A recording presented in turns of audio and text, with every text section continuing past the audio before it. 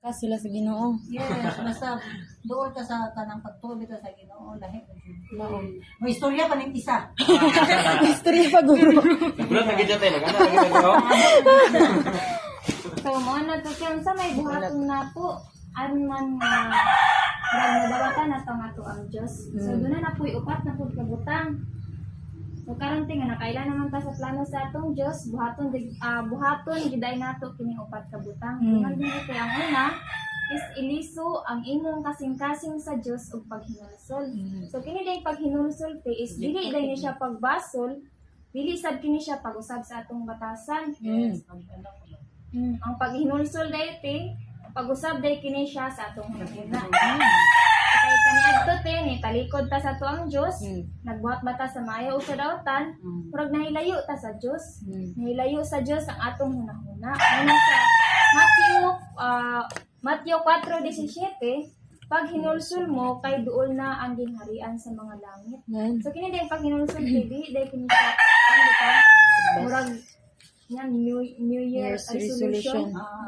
Karon nya dili day gyapon matuman. Anak ko. Moto tapos ang ikaduha ti is motuo mo dawat.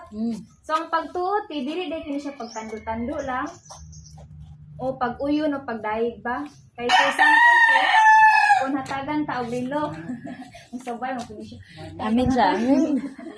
For example te kung hatagan ta og relo dili man paigo nga mutando lang ta.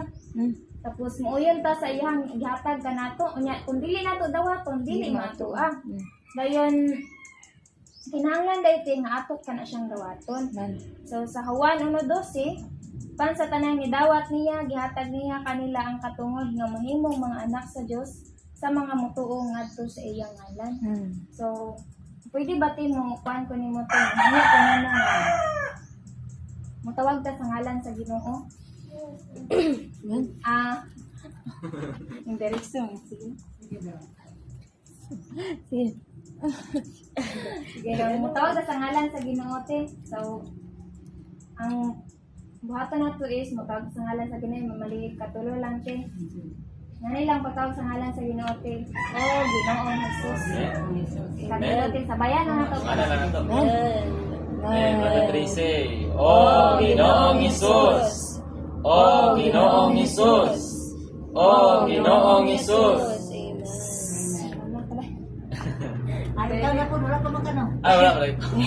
Apa? Ako, idungag. Wala pa sa Wala na siya idungag. So, ganyan ate, naipangutana nga kung akong i-open sa imuha. So, on sa purpose na itong mga tao nining kalibutan, kung sa may tuyo, nganong nabuhi man tang